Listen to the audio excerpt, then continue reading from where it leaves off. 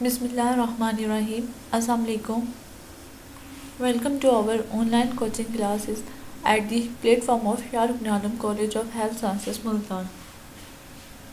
I am Dr. Maya Naseem. I have done my D Pharmacy from Bahauddin Zikria University, Multan, and MPhil in Pharmaceutics also from Bahauddin Zikria University, Multan. आपका anatomy physiology पढ़ाती हूँ। Last chapter जो हमने start किया था वो था anatomy of digestive system. Digestive system को हम गैस्ट्रो इंटेस्टिनल सिस्टम या जीआईटी सिस्टम भी कहते हैं। तो लास्ट लेक्चर को थोड़ा सा रिवाइज करा देती हूँ ताकि आज का समझने में आसानी हो। डाइजेस्टिव सिस्टम की हमने बेसिकली 2 डिविजन्स पढ़ी थी कि हम डाइजेस्टिव सिस्टम को 2 पार्ट्स में डिवाइड कर देते हैं, जितने भी ऑर्गन्स या जो इसमें हिस्से इन्वॉल्व होते हैं खुराक की डाइजेशन के लिए। ठीक है, elementary parts and accessory organs या स्पोर्टिव ऑर्गन जिन्हें कहते हैं और हेल्पिंग ऑर्गन भी कहते हैं। एलिमेंट्री में हमारे पास इसोफिगस से स्टार्ट होते थे और एनस तक आते थे, यानी कि इसोफिगस आता था हमारा, स्टमक आता था, small intestine, large intestine, rectum and anus. ये पार्ट हमारे एलिमेंट्री सिस्टम में आते थे। और बाकी जो सेकंड पार्ट था यानी कि एसेसरी ऑर्गन, हेल्पिंग ऑर्गन जो उनको सपोर्ट करते थे डाइजेशन में, उसमें हमारा लीवर आता था, पेनक्रियास, गॉल ब्लैडर और सलाइवरी ग्लैंड, ये पार्ट आते थे। कल हमने बक्कल कैविटी और अगर हम डाइजेस्टिव सिस्टम को शुरू से देखें तो ये कहाँ से स्टार्ट होता था, हमारा ओरल कैविटी से स्टार्ट होता था। ठीक है, ओरल कैविटी को कल हमने डिटेल रिव्यू किया था कि ओरल कैविटी होती क्या और इसके फंक्शन क्या होते हैं।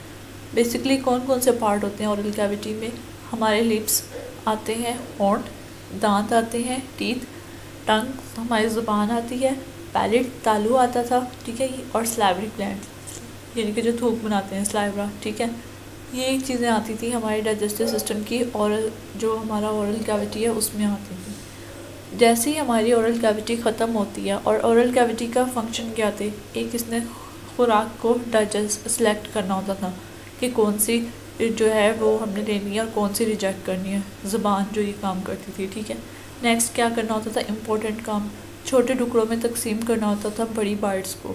ठीक है, डाइजेशन यानी कि हमारी बेसिकली माउथ से ही स्टार्ट हो जाती है, उसको च्यूइंग काम चबाना होता था। लास्ट जो थर्ड एट लास्ट काम था वो था खुराक को नरम करके आगे भेजना होता था फेनिक्स के ज़रिए, ताकि खुराक इसोफिगस में यानी कि खुराक की नाली में ईजीली जा सके। सबसे पहले जो हमारी ज़बान जहाँ ख़त्म होती है उससे पार्ट जो पिछला साथ जुड़ा हुआ हिस्सा होता है वो हमारा फेरिंग्स होता है, क्योंकि गला या हलक वाला हिस्सा होता है। और आज हमारे टॉपिक भी यही है। पहला टॉपिक जो आज हमने पढ़ना है वो है anatomy of pharynx.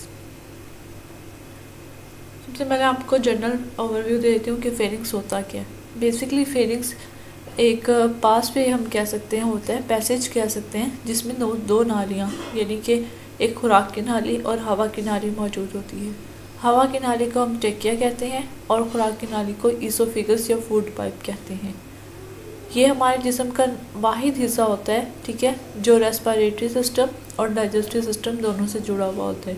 Respiratory system यानी कि सांस लेने वाला सिस्टम, रेस्पिरेशन सांस को अंदर और बाहर ले जाने वाला, कार्बन डाइऑक्साइड को जिसमें हम बाहर निकाल रहे होते हैं और ऑक्सीजन को अंदर लेकर जा रहे होते हैं, वो प्रोसेस जो होता है हमारा, सिंपल अगर हम कहें तो उसे हम रेस्पिरेटरी सिस्टम या अमली तनफ़ुस कह रहे होते हैं। फेरिंग्स जो है उसका पार्ट भी होता है। और जो है हमारा इसोफिगस है, क्योंकि वो डाइजेस्टिव सिस्टम का होता है तो ये डाइजेस्टिव सिस्टम से भी जुड़ा हुआ होता है, दोनों को इकट्ठा लेके जा रहा होता है। ठीक है, नेक्स्ट ये आपको डायग्राम दिखाई थी, इसमें देखें, अगर जैसे ये माउथ ख़त्म होता है तो इससे नेक्स्ट पार्ट जो शुरू होता है वो हमारा फेरिंग्स होता है। 2 नालियाँ पड़ी हुई होती हैं, इसोफिगस और दूसरी होती है ट्रेकिया, जिसे हम विंड पाइप या एयर पाइप, हवा की नाली भी कहते हैं। इसलिए हम कहते हैं कि ये हमारे रेस्पिरेटरी सिस्टम से भी जुड़ा हुआ होता है। बस इसका बेसिकली ये काम है, इससे ज़्यादा इसकी कोई इंपॉर्टेंस नहीं है हमारी बॉडी में। ये है कि ये हमारी जो 2 नालियाँ होती हैं उनको लेके जा रहा होता है, इसलिए ये इम्पोर्टेंट पार्ट होता है, लेकिन इसका खुद ऐसा कोई फंक्शन नहीं होता। इसको देख लेते हैं कि कैसे लिखा हुआ है। It is part of throat, throat कहते हैं गले को, ये हमारे गले का हिस्सा होता है। That is present behind the mouth, जो हमारे मुंह से पीछे होता है। यहाँ आप बक्कल कैविटी या ओरल कैविटी भी लिख सकते हैं। बिहाइंड का मतलब होता है पीछे होता है। And nasal cavity, nasal cavity कौन सी कैविटी होती है? जो हमारा नाक वाला एरिया बनाती है। It is 5 to 6 inches in length, 5 से 6 इंच लंबा होता है, ठीक है।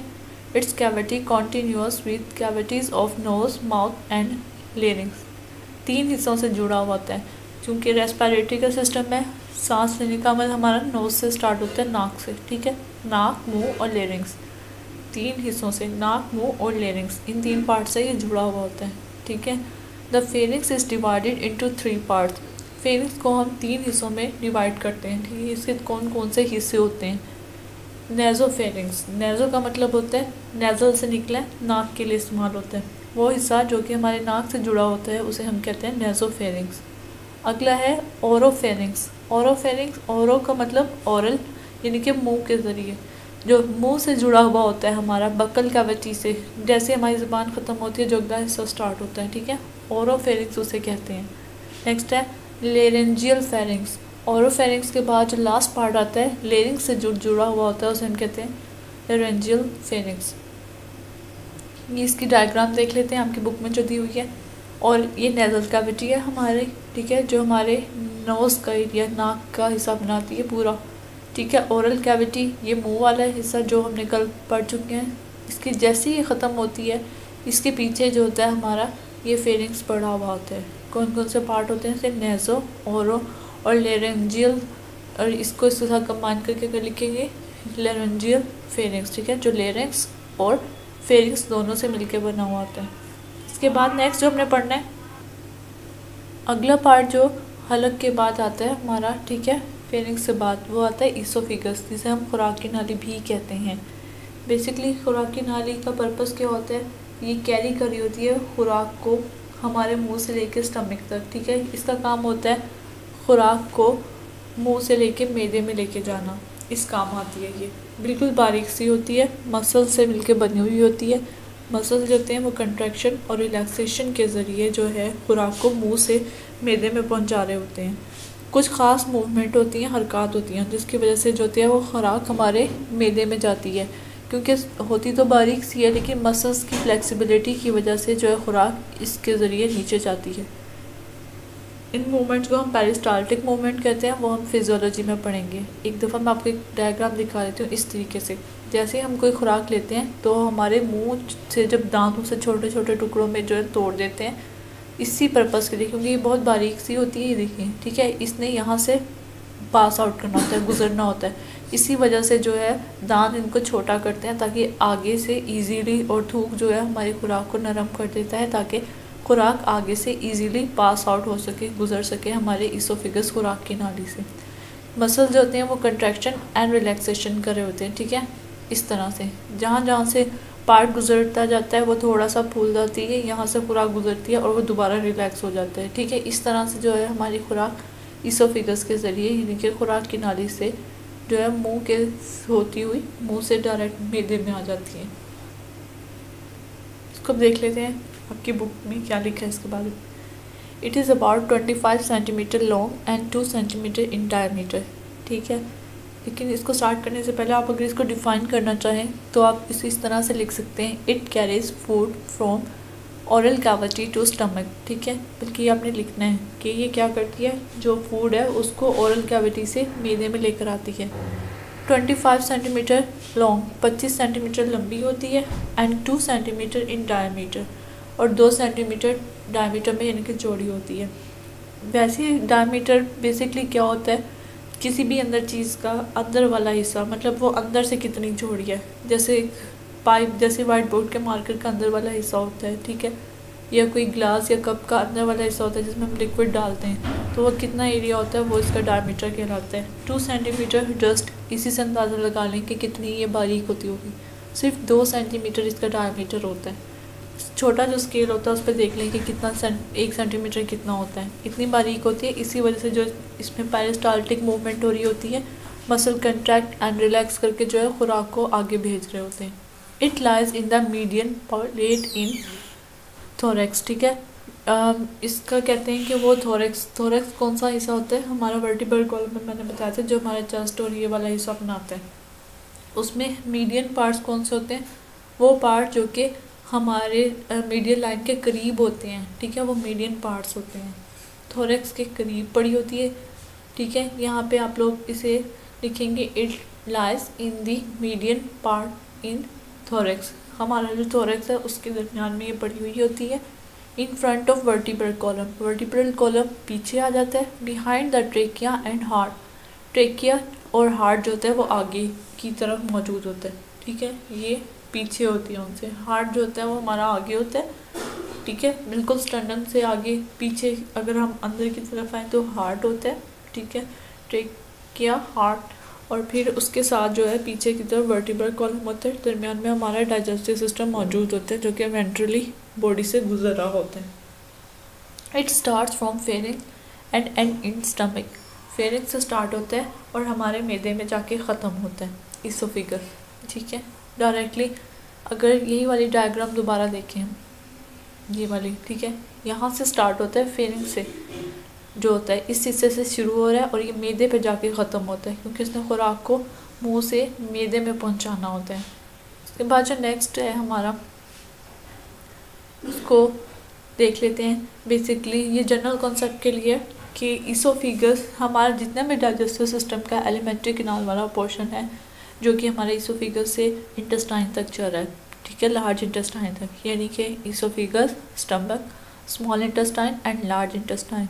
इसमें टिश्यूज़ की लेयर होती है, 4 तरह के टिश्यूज़ पाए जाते हैं जो कि इन्हें बनाते हैं, म्यूकोसा, सबम्यूकोसा, मस्कुलरिस एंड जीरोसा, ये 4 लेयर्स होती हैं, ठीक है। अगर इसको डायग्रामेटिकली देखें तो इस तरीके से, जो पहली लेयर होती है इसको म्यूकोसा कहते हैं, ये जो है सबसे बाहर वाली लेयर होती है। फॉर एग्जांपल इसोफिगस की बाहर जो जिस्म के बाकी हिस्सों से जुड़ी हुई होती है वो म्यूकोसा होती है। उसके बाद सब म्यूकोसा आ जाएगी, फिर मस्कुलरिस आती है और एंड में सिरोसा आती है, यानी कि अंदर की तरफ जो ये खुराक को डायरेक्ट टच करती है वो सिरोसा, ये वाला पार्ट होएगा, ठीक है। क्या होती है, जो हमारी फर्स्ट लेयर होती है, पहली लेयर इतनी स्लिपरी होती है जिसकी वजह से खुराक जो है वो अंदर जाके गुजर रही होती है। नेक्स्ट है हमारे जो स्टमक, अगला पोर्शन। अब हमारी खुराक मैदे में आ गई है, ठीक है, कौन लेकर आया है, मुंह से मैदे में आने के दरमियान कौन सी चीज़ लेकर आई है, इसोफिगस, ठीक है। इसोफिगस ने खुराक को हमारे मैदे में भेज दिया स्टमक में। स्टमक खुराक के साथ क्या करता है, इसका बेसिक काम क्या होता है, इसने खुराक की डाइजेशन करनी होती है, ठीक है। इसमें जूसेस पाए जाते हैं जिसकी वजह से खुराक जो होती है वो हज़म होती है। बेसिकली क्या होता है, स्टमक के बारे में थोड़ा सा ओवरव्यू दे देती हूँ। एक बैग की तरह का स्ट्रक्चर होता है, फ्लेक्सिबल होता है, यानी कि अल्लाह ताला ने इसके अंदर फ्लेक्सिबिलिटी रखी है। तकरीबन कहा जा सकता है कि 4 लीटर तक खाना आ सकता है एक इंसान के स्टमक में, ठीक है। एक बैग की तरह से होता है जो कि जिसकी कोई मतलब ख़ास लेयर नहीं होती, जैसे इसोफिगस भी हो गया, इसमें भी ये था, ठीक है, कि जैसे जैसे पार्ट गुजरता रहता है तो वो होता रहता है और वहाँ से खुराक आगे जो है वो गुजरती रहती है। लेकिन जो स्टमक है इसमें ये होता है कि एट अ टाइम जो है सारे का सारा फूल सकता है, हमारे उस पर डिपेंड करता है कि हम कितनी डाइट खाते हैं।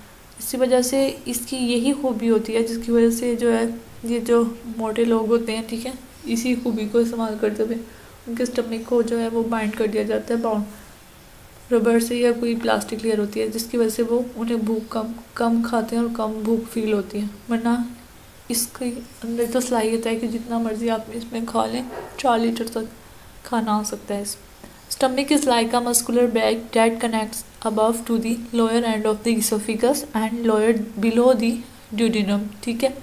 स्टमक जो हमारा मैदा होता है मसल से बना हुआ बैग की तरह होता है, कनेक्ट कहते हैं, जुड़ा हुआ होता है। अबव ऊपर की तरफ, lower end of the oesophagus जो ऊपर की तरफ इसोफिगस से जुड़ा हुआ होता है, और नीचे ड्यूडेनम। ड्यूडेनम कौन सा हिस्सा होता है, हमारी जो छोटी आंत होती है उसका हिस्सा होता है।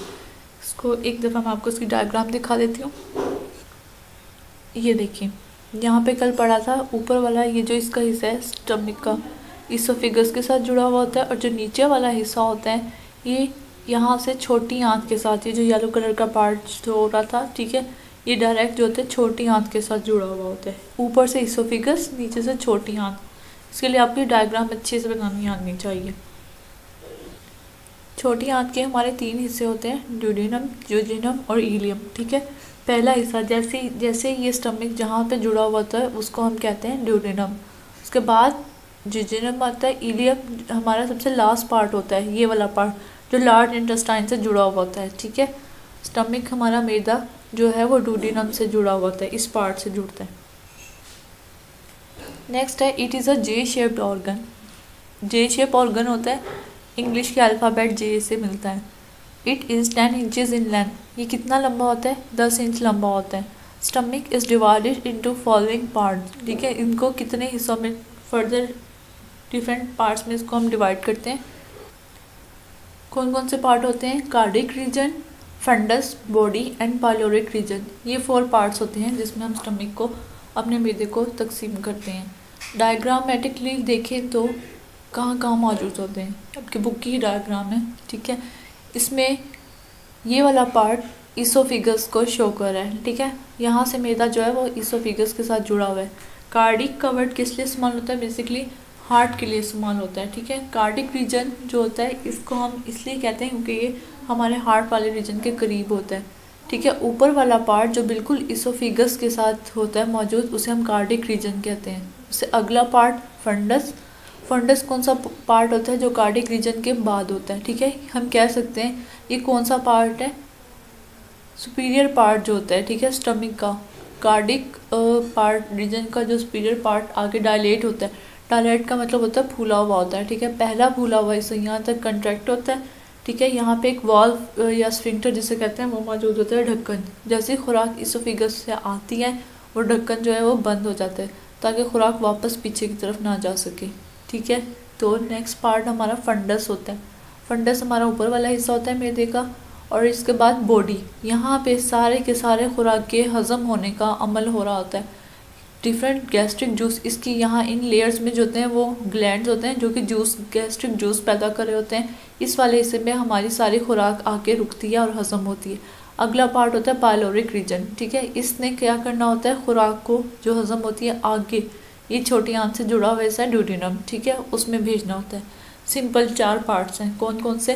Cardiac, fundus, body and pyloric region. Cardiac part वो पार्ट होता है जो कि खुराक को इसोफिगस से, खुराक की नाली से लेकर आता है।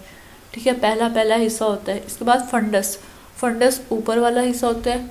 ठीक है, मैदे का जो बिल्कुल ऊपर की तरफ होता है। बॉडी दरमियान वाला चौड़ा हिस्सा होता है। ठीक है, जहाँ पे खुराक जो आके हज़म होती है। इसके बाद हज़म होने के बाद आगे की तरफ उसने जाना है वो पाइलोरिक रीजन होता है।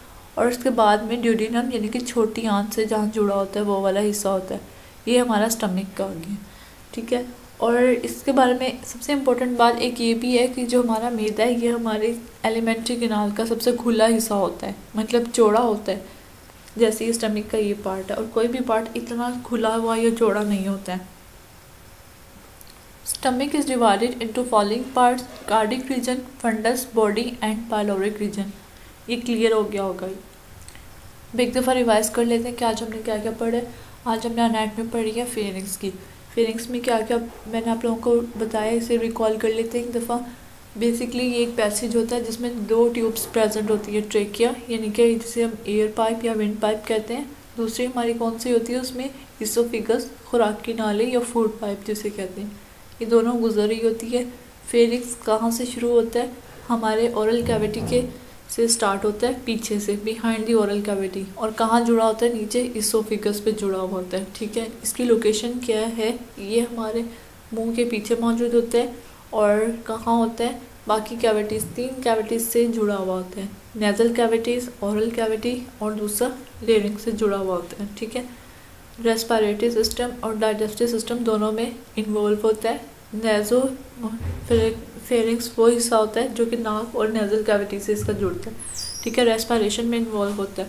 ओरोफेरिंक्स जो होता है वो हिस्सा होता है जो कि हमारे मुंह से जुड़ा हुआ होता है और हमारी डाइजेशन को सपोर्ट कर रहा होता है। लेरिंक्स जो होता है इसका नीचे वाला पार्ट होता है। उसके बाद हमने नेक्स्ट पढ़ा है, जो नेक्स्ट चीज़ पढ़ी थी वो पढ़ी थी, इसकी डायग्राम देखी थी। डायग्राम के बाद हमने इसोफिगस के बारे में पढ़ा।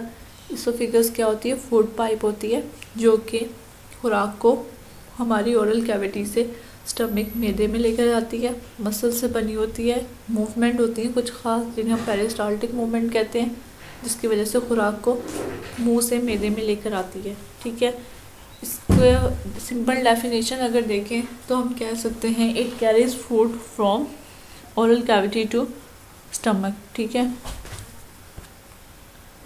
इसोफिगस के बाद हमने नेक्स्ट पार्ट स्टमक पढ़ा है।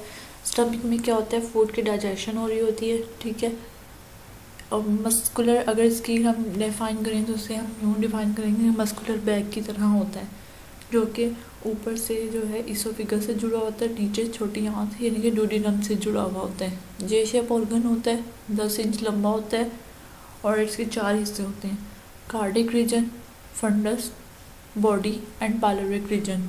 ठीक है, कार्डिक रीजन और पाइलोरिक रीजन इन दो हिस्सों पे जो होते हैं वाल्व या स्फिंक्टर कहते हैं, ढक्कन होते हैं। एक दफ़ा खुराक दाखिल हो गई तो कार्डिक रीजन वाला हिस्से का जो वाल्व है वो बंद हो जाता है ताकि खुराक पीछे की तरफ ना जा सके।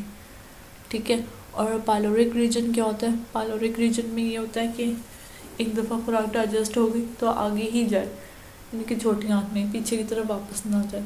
यहाँ पे क्वेश्चन राइज होता है कि खुराक जब ये स्फिंक्टर मौजूद हैं तो फिर जो खुराक यानी कि उल्टी आती है वो कैसे आती है।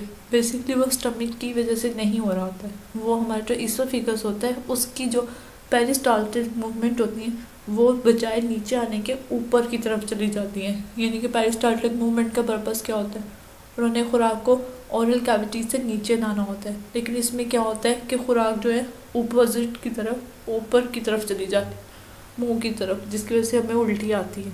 ये 4 इसके हमारे रीजन हो गए। Thanks for watching the video.